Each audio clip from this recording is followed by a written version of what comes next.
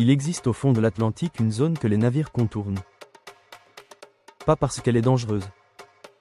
Pas parce qu'elle est peu profonde. Pas parce que les courants y sont imprévisibles. Parce qu'un accord international signé en 1987 l'a déclarée interdite à toute exploration non autorisée. Un accord que personne ne cite jamais. Que personne ne mentionne dans les traités maritimes officiels. Que j'ai mis 3 ans à trouver dans les archives d'une organisation dont je ne prononcerai pas le nom ce soir. Je m'appelle Frédéric. J'ai 47 ans. J'ai passé 20 ans de ma vie comme océanographe pour le CNRS. Des expéditions dans tous les océans du monde. Des années à étudier les fonds marins. Les écosystèmes. Les structures géologiques sous-marines. J'ai démissionné du CNRS en 2022. Pour pouvoir dire ce que je vais vous dire ce soir. Tout a commencé en 2019 lors d'une expédition de routine dans l'Atlantique Nord. Notre mission était simple. Cartographier les fonds marins dans une zone d'environ 2000 km² à l'ouest des Açores. Une zone peu étudiée. Des profondeurs entre 3000 et 4500 mètres. Des fonds supposément ordinaires.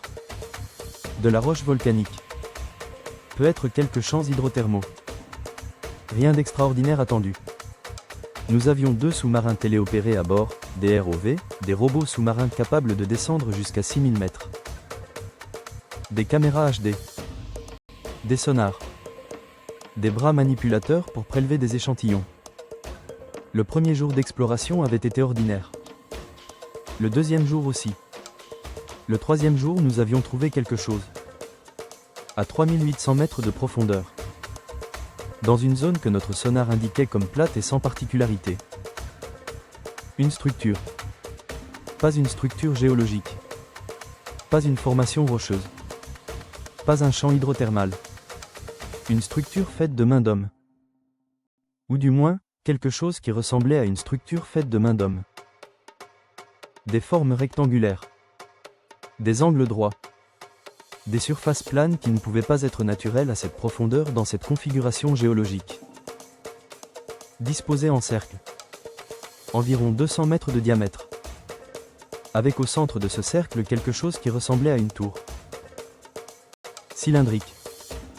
D'environ 20 mètres de hauteur. 20 mètres de hauteur. À 3800 mètres de profondeur dans l'Atlantique. Nous avions approché les ROV. Les caméras HD transmettaient les images en temps réel sur nos écrans. L'équipe au complet était réunie dans la salle de contrôle. Personne ne parlait. Tout le monde regardait. Les structures étaient recouvertes de ce qui ressemblait à des algues et des organismes marins. Comme si elles existaient depuis très longtemps. Depuis suffisamment longtemps pour que l'écosystème des grands fonds s'y soit adapté. Pour que des créatures des profondeurs y aient élu domicile. Les structures avaient une couleur sombre. Presque noire. Un matériau que je ne reconnaissais pas immédiatement. Pas de la roche volcanique. Pas du métal ordinaire rouillé comme on en trouve sur les épaves. Quelque chose d'autre. J'avais demandé à notre ingénieur ROV d'approcher encore. De filmer les surfaces de près. Et c'est là que nous avions vu les inscriptions. Sur les parois de la tour centrale. Gravés dans le matériau sombre. Des symboles. Pas des symboles que j'avais jamais vus dans ma carrière d'océanographe. Pas des marques naturelles. Des symboles délibérément gravés. Avec une régularité et une précision qui excluaient tout accident naturel. Des centaines de symboles. Couvrant toute la surface visible de la tour. Organisés en rangées horizontales. Comme une écriture. J'avais transmis les images à notre directeur de recherche à Paris. Sa réponse était arrivée 4 heures plus tard. 4 heures pendant lesquelles nous avions continué à filmer, à cartographier, à prélever des échantillons du sédiment autour des structures. Sa réponse m'avait stupéfié. Arrêtez l'exploration de cette zone immédiatement. Effacez les données brutes des serveurs de bord. Conservez uniquement les données de navigation générale. Rentrez au port. J'avais appelé directement. Il m'avait dit, Frédéric. Fais ce que je te dis. Ne pose pas de questions sur ces canaux. Sur ces canaux. Comme si quelqu'un écoutait. Nous n'avions pas effacé toutes les données. Je dis nous parce que je n'étais pas seul dans cette décision. Notre ingénieur ROV, un homme que j'appellerai Jean pour protéger son identité, avait copié les fichiers vidéo et les données sonars sur un disque dur personnel avant de les effacer des serveurs officiels. Jean avait agi seul. Je ne lui avais pas demandé de le faire. Quand il me l'a dit le soir même, j'aurais dû lui dire de les effacer. Je ne lui ai pas dit de les effacer. Parce que je savais que ces images étaient importantes. Que ce que nous avions trouvé ne pouvait pas simplement disparaître dans un serveur effacé. De retour à Paris, j'avais essayé de comprendre. Qui avait contacté notre directeur de recherche? Quelle autorité avait le pouvoir d'ordonner à une expédition scientifique du CNRS d'effacer ces données et de rentrer immédiatement? J'avais cherché dans les archives. Les traités maritimes. Les accords internationaux sur l'exploration des grands fonds. Et j'avais trouvé cet accord de 1987. Un accord entre 7 nations, dont la France, sur la préservation de certaines zones des fonds marins atlantiques. Un accord administrativement classé comme accord de préservation environnementale. Mais dont les termes réels étaient différents de ce titre. Les termes réels interdisaient toute exploration non autorisée d'une liste de zones précisément coordonnées dans l'Atlantique. Notre zone de découverte figurait sur cette liste. J'avais passé 1 an à chercher l'origine de cet accord. Pourquoi cette nation avait signé en 1987 un accord secret interdisant l'exploration de zones spécifiques de l'Atlantique? Ce que j'avais trouvé. Des rapports d'expéditions soviétiques des années 70. Partiellement déclassifiés après la fin de l'URSS. Des expéditions soviétiques dans l'Atlantique qui mentionnaient des anomalies géologiques dans des zones précises. Des anomalies dont les descriptions correspondaient à ce que nous avions filmé. Des rapports américains de la même époque. De la NOAA, l'Agence océanique et atmosphérique américaine. Qui mentionnaient les mêmes zones. Qui recommandaient de ne pas approcher.